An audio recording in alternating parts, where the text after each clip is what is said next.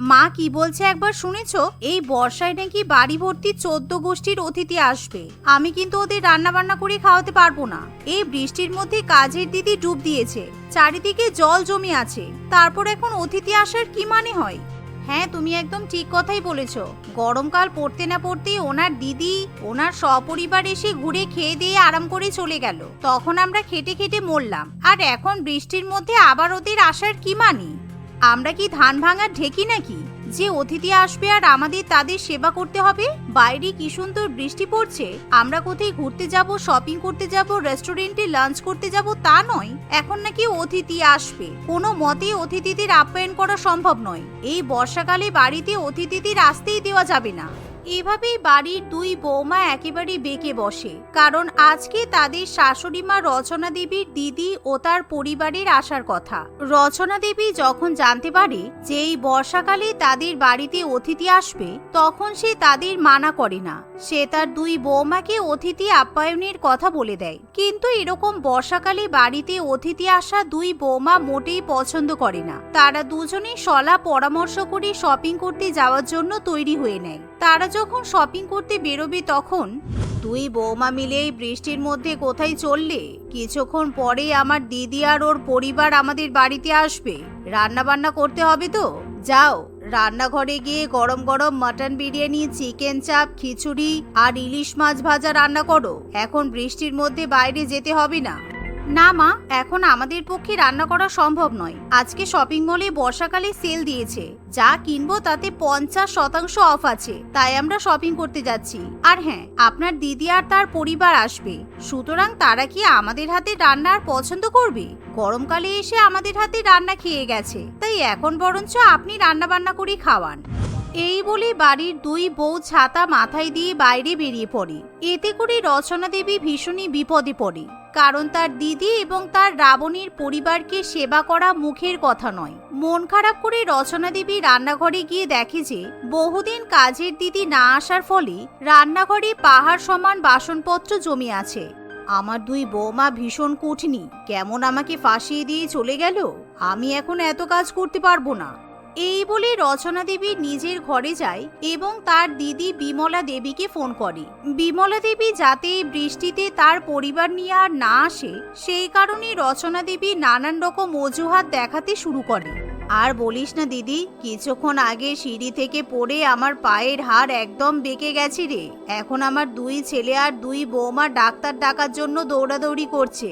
বাইরে এত বৃষ্টি, গাড়ি ঘোড়া তো চলছে না, এখন ডাক্তার কোথা থেকে পাবো কি জানি। ওরে বাবারে, আমার প্রাণটা বেরিয়ে গেল। সে কি, তাহলে তো খুব শোচনীয় অবস্থা। আমরা এখনই আসছি, সব ঠিক হয়ে যাবে। কারণ তুই তো ভালো করেই জানিস এসব ব্যাপারে আমার বর কিন্তু ভালোই ডাক্তারি করতে পারে। তাছাড়া দুই মেয়েকে ডাক্তারি পড়াচ্ছি কিসের জন্য? তোর পায়ের ব্যথা একদম ঠিক হয়ে যাবে। না না, এই বৃষ্টির মধ্যে তোদেরকে আর কষ্ট করে দৌড়ে দৌড়ে আসতে হবে না। আমি ওই কারণেই তোকে ফোন করেছিলাম আর কি। কষ্ট করে এখন আবার আসবি কোনো দরকার নেই। আমি সুস্থ হয়ে যাই, তারপর না হয় তোরা সবাই মিলে আসিস। এমন কথা শুনে বিমলা দেবীর খুব খারাপ লাগে। আচ্ছা, তুই যখন যেতে মানা করছিস তাহলে যাচ্ছি না। ইস, আর একটু হলেই তো বাড়ি থেকে বেরোতে যাচ্ছিলাম। ঠিক আছে, পরে একদিন সময় করে গিয়ে তোকে দেখে আসবো। এই বলে বিমলা দেবী ফোন রেখে দেয়, যার ফলে এই যাত্রায় রচনা দেবী রেহাই পায়। রাত্রিবেলা যখন দুই বৌমা বাড়িতে ফিরে আসে, তখন তারা খুবই অবাক হয়, কারণ তারা দেখে শাশুড়ি মা সোফায় বসে বসে টিভি দেখছে এবং চিকেন পকোড়া খাচ্ছে। উফ বাবারে বাবা, বাইরে কি বৃষ্টি! ঘুরে ফিরে একদম ভিজে গেলাম। যখন বাড়িতে বসেছিলাম তখন বৃষ্টি পড়ছিল না, গাড়ি থেকে নামা মাত্রই বৃষ্টি শুরু হয়ে গেল। মা, আপনার অতিথিরা কোথায়? এই যে বললেন আপনার দিদি তার সপরিবার নিয়ে নাকি আসবে, কাউকে তো দেখতে পাচ্ছি না। অতিথিদের নিশ্চয়ই বৃষ্টির মধ্যে গরম গরম খিচুড়ি আর ইলিশ মাছ ভাজা খাইয়ে ঘুম পাড়িয়ে দিয়েছেন। না, সকাল থেকে এত বৃষ্টি হচ্ছে বলে ওরা আসতে পারেনি। চারিদিকে যা ভীষণ জল জমে আছে, সকালবেলা ফোন করে আসবে না জানিয়ে দিয়েছে। তোমরা এখন মনে মনে খুশি তো, বাড়িতে অতিথি আসবে না। শাশুড়ি মায়ের কথা শুনে দুই বৌমা খুবই খুশি হয়, কিন্তু তারা মনে মনে খুব ভালো মতোই ব্যাপারটা বুঝতে পারে যে তাদের কুড়ে শাশুড়ি মা বর্ষাকালে কাজ করার ভয়ে অতিথিদের ফোন করে নিশ্চয়ই আসতে বারণ করেছে। এভাবেই দেখতে দেখতে আরো কিছুদিন কেটে যায়। একদিন রচনা দেবী সকালবেলা ঘুম থেকে উঠে দেখে যে তার দুই বৌমা রান্নাঘরে ভীষণ পরিমাণে ব্যস্ত। দুই বৌমা মিলে পটলের দোরমা, ফ্রাইড রাইস এবং গরম গরম মাটন কষা রান্না করে, যা দেখে শাশুড়ি মা একেবারে অবাক হয়ে বলে, বাবা, আজকে সকালবেলা ঘুম থেকে উঠে তোমরা দুজনে মিলে রান্না বান্না শুরু করেছো যে? এই যে বলছিলে কাজের দিদি আসছে না বলে তোমরা রান্না বান্না করতে পারবে না, বর্ষাকালে কোনো কাজ করতে পারবে না, বর্ষাকালের জ্বালায় বাড়িতে অতিথি আসতে পারবে না, তাহলে এখন কি হলো? এখন একেবারে বর্ষাকাল ভুলে গিয়ে ভালো ভালো রান্না করছো যে? আর বলবেন না মা, সকালবেলা আমার মা ফোন করেছিল। আমার ভাই আর বোনের পরীক্ষার রেজাল্ট বেরিয়েছে, ওরা খুব ভালো ফলাফল করেছে, তাই আমি ওদের নিমন্ত্রণ করে খাওয়াবো। একটু পরেই ওরা চলে আসবে, তাই আমরা দুই বৌমা মিলে রান্না বান্না করছি। আর ওদিকে আমার ভাই বিদেশ থেকে ফিরে এসেছে, তাইও আজকে আমার সাথে দেখা করতে আসবে। আর বর্ষাকাল তাতে কি হয়েছে, বাড়ির কাজ তো করতেই হবে। বাড়িতে যদি লোক আসে তাহলে রান্না বান্না করে খাওয়াতে হবে না, তাও আবার নিজেদের লোক। দুই বৌমার এমন কথা শুনে শাশুড়ি মা একেবারে আকাশ থেকে পড়ে। তোমরা তো দেখছি ভীষণ স্বার্থপর। কিছুদিন আগে আমার দিদি আর ওর পরিবার আসবে বলে তোমরা যা নয় তাই বলে আমাকে কথা শোনালে। বললে বর্ষাকালে নাকি বাড়িতে অতিথি আসতে পারবে না, আর আসলে আমাকেই সেবা করতে হবে। সেই কারণে আমি ওদের বারণ করে দিলাম। আর এখন তোমরা তোমাদের বাপের বাড়ির লোকেদের নিমন্ত্রণ করে খাওয়াবে। এই দেখুন মা, আপনি কিন্তু পুরো বিষয়টা গুলিয়ে ফেললেন। ওরা তো আপনার অতিথি ছিল, কিন্তু আমাদের বাপের বাড়ির লোকেরা তো এই বাড়ির অতিথি নয়। মনে নেই আমাদের বিয়ের আগে আপনি বলেছিলেন আমাদের বাপের বাড়ির লোকেরা এই পরিবারের সদস্য? এই তো বর্ষাকাল উপেক্ষা করে ওরা আমাদের বাড়িতে আসছে। দুই বৌমা এই কথা বললে শাশুড়ি মা আর কোনো রকম উত্তর করতে পারে না, কারণ দুই বৌমা শাশুড়ি মাকে ঘুরিয়ে চাল দেয়। কি সাংঘাতিক চালু! বলে নাকি ওদের বাপের বাড়ির লোকেরা এই বাড়ির সদস্য, তাহলে আমার দিদি আর ওর পরিবার বানের জলে ভেসে এসেছে নাকি? ঠিক আছে, আমারও দিন আসবে, তখন মজা দেখাবো। বর্ষাকালে উঠানার বাগান খুব নোংরা হয়েছে, ভেবেছিলাম আজকে দুই বৌমাকে নিয়ে পরিষ্কার করব। এবার আমাকে সবকিছু একাই করতে হবে। এই ভেবে রচনা দেবী বৃষ্টির মধ্যে বাড়ির উঠান এবং বাগান পরিষ্কার করতে শুরু করে। অন্যদিকে কিছুক্ষণের মধ্যেই দুই বৌমার বাপের বাড়ির লোকেরা এসে উপস্থিত হয়। তারা সবাই মিলে খাওয়া দাওয়া করে এবং গল্পগুজব করে। আজকে আমরা দুই বউ মিলে তোমাদের সবার পছন্দের রান্না করেছি। বাইরে বৃষ্টি পড়ছে আর আমরা জমিয়ে একসাথে বসে লাঞ্চ করব। এই বলে দেবযানী সবাইকে খাবার পরিবেশন করে, যা দেখে শাশুড়ি মায়ের হাত পা একেবারে জ্বলে যায়। এখন যদি আমি বলতাম যে বর্ষাকালে খাবার ঠান্ডা হয়ে গেছে, যাও বৌমা গরম করে নিয়ে এসো, তাহলে আমাকে বলতো গরম খাবার খেতে হবে না, জিভ পুড়ে যাবে, আর না হলে নিজে গরম করে খেয়ে নিন। আমি পারবো না, এরকমই তো বলতো। কিন্তু বাপের বাড়ির লোকেদের প্রতি আদিক্ষেতা দেখলে গা জ্বলে যায়। রচনা দেবী মনে মনে এসবই ভাবতে থাকে। অন্যদিকে অতিথিরা মিলে সারাদিন বাড়ি ঘরে গল্প করে এবং ঘর বাড়ি নোংরা করে, কিন্তু তাতে দুই বৌমার কোনো অসুবিধা হয় না। অতিথিরা যখন বাড়িতে ফিরে যাবে তখন দুই বৌমা শাশুড়ি মায়ের কাছে এসে বলে, মা, সকালবেলা আসার সময় আমার বোনের শাড়ি বৃষ্টিতে ভিজে গেছে। এতক্ষণ আমার জামা পরেছিল, কিন্তু এখন বাড়ি যাওয়ার সময় কি পরে যাবে বুঝতে পারছে না, কারণ আমার বোনের শাড়ি এখনো ভিজে আছে। আমাকে বলছো কেন? আমি কি করতে পারি? তোমরা দুই বৌমা আছো, তাই তোমাদের বাপের বাড়ির লোকেদের পরার জন্য শাড়ি জামা কাপড় দিয়ে দাও। আসলে আমার সব সুন্দর সুন্দর শাড়ি ধুয়ে ছাদে মেলে দিয়েছিলাম, কিন্তু বৃষ্টি এসে সব ভিজে গেছে। আমরা গল্প করছিলাম তো, তাই জামা কাপড়গুলো ছাদ থেকে তুলে নিয়ে আসার কথা মনে ছিল না। আপনিও তো ছাদ পরিষ্কার করতে গিয়েছিলেন, তা না হলে শাড়িগুলো তুলে আনতে পারতেন। সেই কারণেই আপনাকে বলছি, আপনি যদি কয়েকটা ভালো ভালো শাড়ি দিতেন তাহলে খুব ভালো হতো। আপনাকে তো আপনার দুই ছেলে প্রত্যেক বছর দামি দামি ভালো ভালো শাড়ি দেয়, তবু এরকম কেন করেন মা? এমন কথা শুনে রচনা দেবী আরো রেগে যায়, কিন্তু সে তার বৌমাকে কিছু বলতে পারে না। দুই বৌমা শাশুড়ি মায়ের আলমারি থেকে সুন্দর সুন্দর শাড়ি বার করে এবং সেই শাড়িগুলো নিজেদের পরিবারকে পরতে দেয়। রাত্রিবেলা বর্ষাকালে বাড়ি থেকে অতিথি শেষ পর্যন্ত বিদায় নেয়, কিন্তু শাশুড়ি মা রেগে একেবারে লাল হয়ে থাকে। পরের দিন দুই বৌমা বান্ধবীদের সাথে মনসুন পার্টি করতে যাবে বলে ঠিক করে। শাশুড়ি মায়ের ভালোই শিক্ষা হয়েছে। প্রত্যেক বছর শীতকালে, গরমকালে, বর্ষাকালে, শরৎকালে বাড়িতে ডেকে ডেকে অতিথি নিয়ে আসবে আর আমাদেরকে দিয়ে কাজ করাবে, কিন্তু আমাদের বাপের বাড়ির লোকেরা আসতে চাইলেই রেগে যায়। সেই কারণেই তো আমরা দুজনে মিলে ওনাকে না জানিয়েই আমাদের বাপের বাড়ির লোকেদেরকে নিমন্ত্রণ করেছিলাম। হ্যাঁ, ওনার মুখটা দেখার মতো ছিল। কিছুতেই আমাদের বাপের বাড়ির লোকেদেরকে মোটেই সহ্য করতে পারছিল না। এভাবেই দুই বৌমা নিজেদের মধ্যে গল্প করে এবং হাসাহাসি করে। কিন্তু তারা দুই বৌমা যখন বান্ধবীদের সাথে পার্টি করে বাড়িতে ফিরে আসে, তখন তারা ঘরের বাইরে 10-12টা ছাতা এবং তার সাথে 20টা রেনকোট দেখতে পায়, যা দেখে দুই বৌমা খুবই অবাক হয়। কি ব্যাপার বলো তো জয়ন্তী, আমাদের বাড়িতে এতগুলো ছাতা, রেনকোট, বর্ষাকালের জুতো, এগুলো কি করছে? বাড়িতে কোনো অতিথি আসলো নাকি? না, বাড়িতে কোনো অতিথি আসবে না তো। শাশুড়ি মা তো আমাদের এই বিষয়ে কিছু বলেনি। তাছাড়া আমরা দুজন মিলে পরিষ্কার করে তো বলেই দিয়েছি, বর্ষাকালে শাশুড়ি মায়ের কোনো অতিথি আসলে আমরা সেবা করতে পারবো না। এই বলে দুই বৌমা ঘরে ঢুকে একেবারে অবাক হয়ে যায়, কারণ তারা তাদের দজ্জাল ননদ এবং তার যৌথ শ্বশুরবাড়ির পরিবারকে বাড়িতে বসে থাকতে দেখে। ননদ এবং তার শ্বশুরবাড়ির পরিবারের 20 জন সদস্যকে দেখে দুই বৌমা ভীষণই ভয় পেয়ে যায়। এ কি মালা, তোমরা এখানে কি করছো? মা, আজকে যে মালা আসবে আপনি তো আমাদের কিছু জানাননি। এরকম খারাপ ওয়েদারে এতজন মিলে বাড়িতে উঠে আসলে হয় নাকি?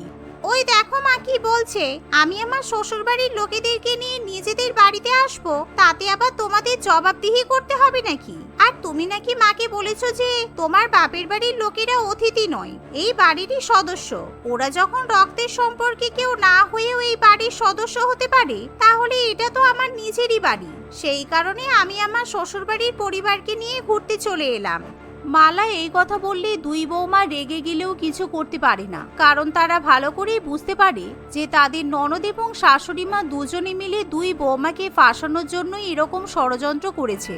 কি হলো, তোমাদের মুখের রং উড়ে গেছে কেন? ওরা তো আর এই বাড়ির অতিথি নয়, তাই তোমরা কিছু বলতে পারবে না। আমার মেয়ের শ্বশুর বাড়িতে এখন মেরামতের কাজ চলছে, কিন্তু এই বর্ষাকালে এখন মিস্ত্রিরা আসছে না। সেই কারণে আমি বললাম যে তোর পরিবারকে নিয়ে আমাদের বাড়িতে চলে আয়। আমার বৌমা তো ওদের বাপের বাড়ির লোকেদের খুব ভালো করে আপ্যায়ন করেছে, তাই তোদেরও খুব ভালো খেয়াল রাখবে। শাশুড়ি মা এই কথা বলা মাত্রই দুই বৌমার মাথায় চিন্তার ভাঁজ পড়ে যায়, কারণ তারা ননদকে কিংবা বাড়ির অতিথিদের কাউকেই কিছু বলতে পারে না। যার ফলে এই বর্ষাকালের ভয়াবহ বৃষ্টিতে মালা তার শ্বশুরবাড়ির পরিবারকে নিয়ে 10 দিন বাপের বাড়িতেই থাকে। দুই বৌমা অতিথিদের সেবা করতে করতে একেবারে হাঁপিয়ে ওঠে। এভাবেই পারিবারিক খুনসুটিতে তাদের বর্ষাকাল কেটে যায়। সীতাপুর গ্রামে বিবেকানন্দ অবৈতনিক প্রাথমিক বিদ্যালয় নামে একটি মাত্রই সরকারি স্কুল ছিল। গ্রামের সব ছেলে মেয়েরাই ওখানে পড়তো। গ্রামটিতে স্কুল থাকলেও ছেলে মেয়েদের গাইড করার জন্য তেমন কোনো ভালো টিউশন টিচার ছিল না। তাই ওখানকার বেশিরভাগ ছাত্রছাত্রীদের পড়াশোনা দিনের পর দিন খারাপ হয়ে যাচ্ছিল। যাদের বাবা মা শিক্ষিত ছিল তারা তাদের ছেলে মেয়েদের বাড়িতেই পড়াতো, আর যারা পড়াশোনা জানতো না তারা তাদের ছেলে মেয়েদের গ্রামের এক বৃদ্ধ মাস্টার মশাই খগেন বাবুর কাছে পড়তে পাঠাতো। খগেন বাবু আগে বিবেকানন্দ স্কুলে চাকরি করতেন। এখন তার বয়স হয়ে যাওয়ায় তিনি এখন রিটায়ার হয়ে গেছেন। কি গো দিদি, ছেলেকে সকাল সকাল সাজিয়ে গুছিয়ে কোথায় নিয়ে চললে? না মানে এখনো তো স্কুলের সময় হয়নি। আর বলো না দিদি, মেয়েটাকে প্রাইভেটে দিচ্ছি, তাই নিয়ে যাচ্ছিলাম। তোমরা তো শিক্ষিত, তোমাদের অসুবিধা নেই, কিন্তু আমরা তো মূর্খ, তাই ওই খগেন মাস্টার মশাই আছে না, ওনার কাছেই যাচ্ছি। কি বললে, প্রাইভেট? ওটা প্রাইভেট নয়, প্রাইভেট টিউশন বলে। আর তোমাকে কি বলবো বলো তো, বললে হয়তো ভাববে খগেন বাবুর নামে চুগলি করছি। আর তুমি নিজেও তো পড়াশোনার বিষয়ে তেমন কিছু জানো না, জানলে হয়তো কিছু করার ছিল। এখন কি বা করবে, দিয়েই দাও। কেন গো সুলেখা, কি হয়েছে বলো না? ওখানে কি পড়াশোনা হয় না নাকি? দেখো, আগে আগেই বলে দাও, না হলে আমার কষ্টের টাকা চলে যাবে। হ্যাঁ সেটাই তো, তোমাকে কি বলি বলো তো, উনি মাস্টার মশাই তো ভালো, কিন্তু উনি অনেক নরম প্রকৃতির মানুষ, তাই কোনো ছেলে মেয়ে ওনার কথা শোনে না। এই তো কদিন আগেই আমি গিয়ে দেখেছিলাম, ছাত্ররা কেউ ওনার কাছে পড়ছে না, সবাই এদিক ওদিক করছে। দেখলাম কেউ খেলছে, কেউ আবার পুকুরে ছিপ ফেলছে, আবার কেউ তো গাছেই উঠে বসে আছে। তাই আমি আমার মেয়ে সুনিধিকে নিয়ে চলে এলাম, আর ভাবছি ওখানে পড়াবো না, বাড়িতেই পড়াবো। সুলেখা এবং কবিতা দুজনই ওই গ্রামেরই বাসিন্দা ছিল এবং তারা একে অপরের প্রতিবেশী ছিল। তারা বেশ কিছুক্ষণ কথা বলে যে যার মতো চলে যায়। সুনিধির মেয়ে সুলেখা পড়াশোনায় খুবই ভালো ছিল, আর সুলেখাও শিক্ষিত ছিল। কিন্তু সুনিধি সুলেখার কাছে মোটেও পড়তে বসতে চাইতো না। সে সব সময় খুব দুষ্টুমি করত এবং সে তার খেয়াল খুশি মতোই পড়াশোনা করত। কখনো তার মায়ের কাছে পড়তে বসতো, আবার কখনো বসতো না। এই দেখো সুনিধি, এরকম করো না, এবার ভালো মেয়ের মতো পড়তে বসো বলছি। না মা, আমি বসবো না, আমার সব মুখস্থ আছে, আমার বন্ধুরা কেউ এগুলো পড়তে পারে না, তাহলে আমি একা একা এগুলো কেন পড়বো? আর আমি তোমার কাছে পড়বো না, আমি অন্য টিচারের কাছে পড়বো। আমার তো মনে হয় যতদিন না একটা রাগী কোনো টিচার একে টিউশন পড়ায়, এর পড়াশোনাই হবে না। আর তাহলে কি আমি খগেনদার কাছ থেকে ছাড়িয়ে ভুল করলাম? শুধু সুলেখারই নয়, এটা ওই গ্রামের সকলেরই সমস্যা ছিল। তারা সকলেই একটা ভালো টিউশন টিচারের খোঁজ করছিল, কিন্তু তাদের বেশি দিন অপেক্ষা করতে হয়নি। কিছুদিনের মধ্যেই ফুলমণি নামের একটি টিচার তাদের গ্রামে থাকতে আসে। সেই টিচার জানতে পারায় সকলেই তার কাছে দলে দলে তাদের বাচ্চাদের নিয়ে আসতে থাকে। দেখুন, বাচ্চাদের আমার কাছে টিউশন পড়তে দিচ্ছেন ভালো কথা, কিন্তু আমি খুব কড়া। মানে ওরা যদি পড়াশোনা না করে তাহলে আমি কিন্তু ওদের খুব মারবো। এমনকি আমার কথা না শুনলে ওরা বিভিন্ন ধরনের শাস্তি পাবে। আর তখন আমাকে এসে বললে হবে না, আমি আগেই বলে দিচ্ছি, ভেবেচিন্তে আমার কাছে দেবেন। সেই নিয়ে আমরা আপনার কাছে কখনোই নালিশ করব না। আমাদের গ্রামে আপনার মতোই করা একটা টিউশন মাস্টারের দরকার ছিল, আর আপনি এসে আমাদের চিন্তাই দূর করে দিয়েছেন। হ্যাঁ ম্যাডাম, আমার মেয়েকে কিভাবে পড়াশোনা করাবো সে নিয়েই চিন্তায় ছিলাম। আসলে আমি মূর্খ তো, তাই আপনি চিন্তা করবেন না, আমি আগেকার দিনের মায়েদের মতোই বলবো, ছেলের হাড় আমার, মাংস আপনার। এভাবেই বলে সেদিন সবার গার্জেন তাদের ছেলে মেয়েদের সেখানে টিউশন পড়তে দিয়ে আসে। কিন্তু ফুলমণি ম্যাডামের শাস্তি অন্য রকমেরই ছিল। ছেলে মেয়েরা বাড়ির কাজ না করলে অথবা তার কথা না শুনলে তাদের কপালে সেদিন খুবই কষ্ট থাকতো। তার টিউশনে কথাবার্তা তো দূরের কথা, সেখানে গিয়ে দাঁড়ালে একটা সুচ পড়ারও আওয়াজ পাওয়া যেত না। এমনকি বাচ্চারা বাড়িতে এসেও আর বেশি দুষ্টুমি করতো না। এতে গ্রামের সকলেই খুব খুশি হয়েছিল। একদিন, দিদি, শুনলাম গ্রামে নতুন এক মাস্টারমশাই এসেছে, আর সকলেই ওনার কাছে ছেলে মেয়েদের ভর্তি করছে। তা উনি কেমন পড়াচ্ছেন গো? হ্যাঁ, খুবই দারুণ শাসন। ওনার কাছে বাচ্চাকে দিয়ে তো আমার বাচ্চা পুরোই পরিবর্তন হয়ে গেছে। তা তোমার মেয়েকে ওখানে দেবে নাকি? সুলেখা সকলেরই মুখে এরকম সুনাম শুনে শেষ পর্যন্ত তার মেয়ে সুনিধিকে সেখানে টিউশন পড়াতে দিয়ে দেয়। সুনিধি প্রথম দিন ফুলমণি ম্যাডামের টিউশনে গেলে সেই কিছু ছেলে মেয়েকে চুপচাপ করে বসে থাকতে দেখে। এই, তোমরা কে কে বাড়ির কাজ করোনি, উঠে দাঁড়াও। এই, আমি কি বললাম শুনতে পাচ্ছ না? ওঠো বলছি। এমন বলার সঙ্গে সঙ্গেই একটি ছেলে উঠে দাঁড়ায়। আসলে ম্যাডাম, আমি কাল আমার মামার বাড়ি গিয়েছিলাম, আর তাই হোমওয়ার্ক করতে পারিনি। আপনি চাইলে আমার মাকে জিজ্ঞাসা করতে পারেন। আমি এত কথা জিজ্ঞাসা করিনি। যেটার জন্য দাঁড় করিয়েছি তার শাস্তি আগে ভোগ করো। মামার বাড়ি যাওয়ার শাস্তি পরে দেব।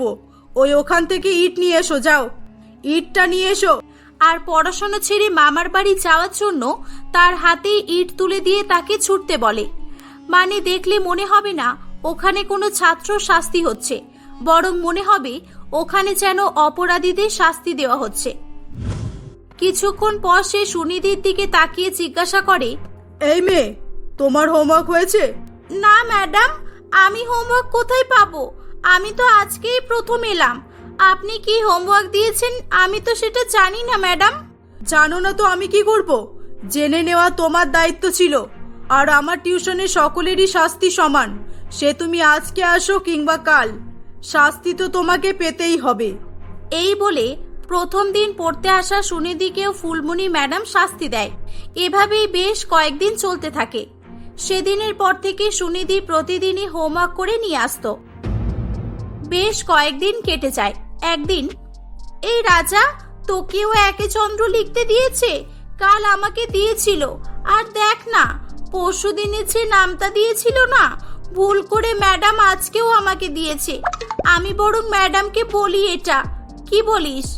এই, তুই ভুল করেও বলিস না, কারণ এটা বললে তুই খুব মার খাবি।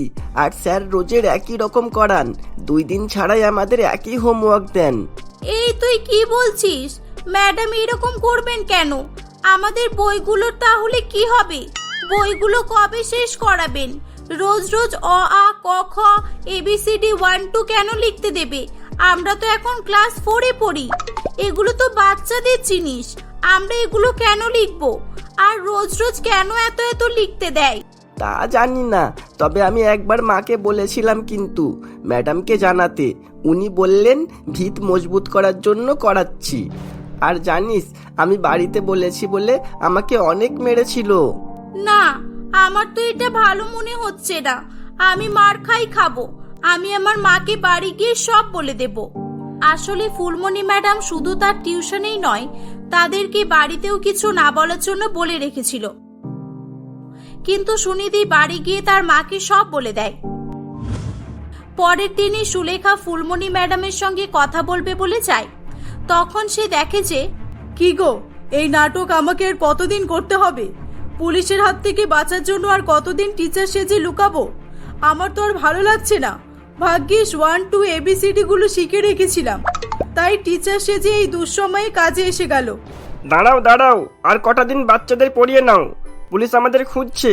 কিছুদিন এখানে থেকেই গ্রাম থেকেই চুরিচামারি করে আমরা অন্য শহরে পালিয়ে যাব। কেউ যাতে আমাদের উপর সন্দেহ না করে, সেই জন্যই তো এসব করা। আসলে ফুলমণি কোনো টিচার ছিলই না। তার বর কালু একটা নামকরা চোর ছিল। তারা দুই স্বামী স্ত্রী মিলে চুরি করত। তাদের কাছে চুরি করা অনেক জিনিসপত্রও ছিল।